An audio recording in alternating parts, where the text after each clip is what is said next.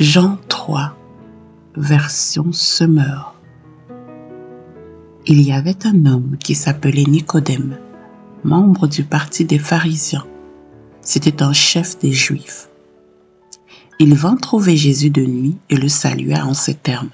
« Maître, nous savons que c'est Dieu qui t'a envoyé pour nous enseigner, car personne ne saurait accomplir les signes miraculeux que tu fais si Dieu n'était pas avec lui. » Jésus lui répondit, « Vraiment, je te l'assure, à moins de renaître d'en haut, personne ne peut voir le royaume de Dieu. » Comment un homme peut-il naître une fois vieux?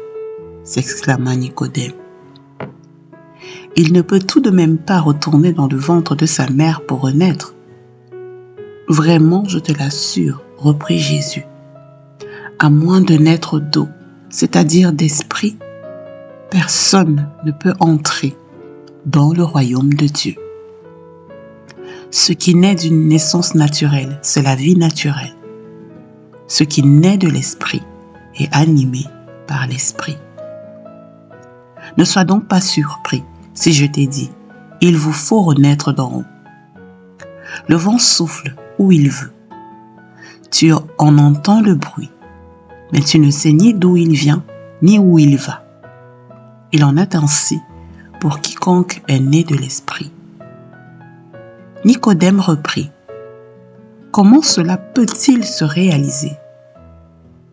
Toi qui enseignes le peuple d'Israël, tu ignores cela ?» lui répondit Jésus.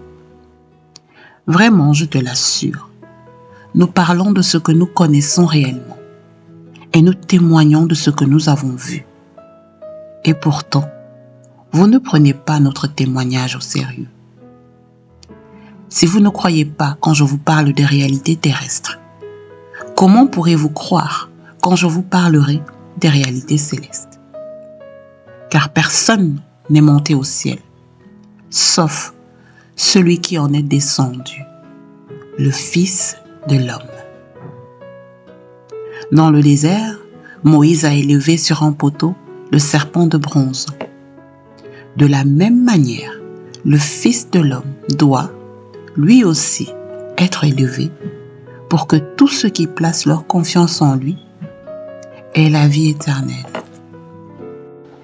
Oui, Dieu a tant aimé le monde qu'il a donné son Fils, son unique, pour que tous ceux qui placent leur confiance en lui échappent à la perdition et qu'ils aient la vie éternelle.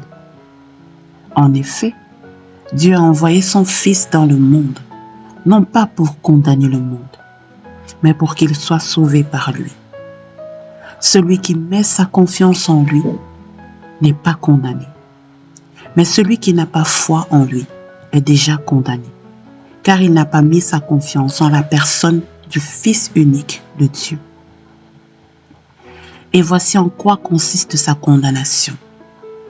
C'est que la lumière est venue dans le monde, mais les hommes lui ont préféré les ténèbres, parce que leurs actes sont mauvais. En effet, celui qui fait le mal déteste la lumière, et il se garde bien de venir à la lumière, de peur que ses mauvaises actions ne soient révélées. Mais celui qui a une conduite conforme à la vérité vient à la lumière pour qu'on voit clairement que tout ce qu'il fait, il l'accomplit dans la communion avec Dieu. Après cela, Jésus se rendit en Judée avec ses disciples. Il y resta quelque temps avec eux et y baptisait. Jean, de son côté, baptisait à Énon, près de Salim. Il y avait là beaucoup d'eau et de nombreuses personnes y venaient pour être baptisées. En effet, à cette époque, Jean n'avait pas encore été jeté en prison. Or, un jour, quelques-uns de ses disciples eurent une discussion avec un juif au sujet de la purification. Ils allèrent trouver Jean et lui dirent, « Maître, tu te souviens de cet homme qui était avec toi de l'autre côté du Jourdain? Tu as témoigné. Eh bien, le voilà qui baptise à son tour et tout le monde se rend auprès de lui. Jean répondit, nul ne peut s'attribuer une autre mission que celle qu'il a reçue de Dieu. Vous en êtes vous-même témoin.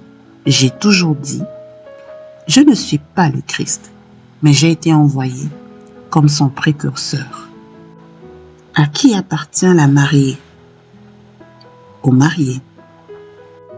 Quant à l'ami du marié, c'est celui qui se tient à côté de lui et qui l'écoute. Entendre sa voix le remplit de joie. Telle est ma joie, et à présent, elle est complète. Lui doit devenir de plus en plus grand et moi de plus en plus petit.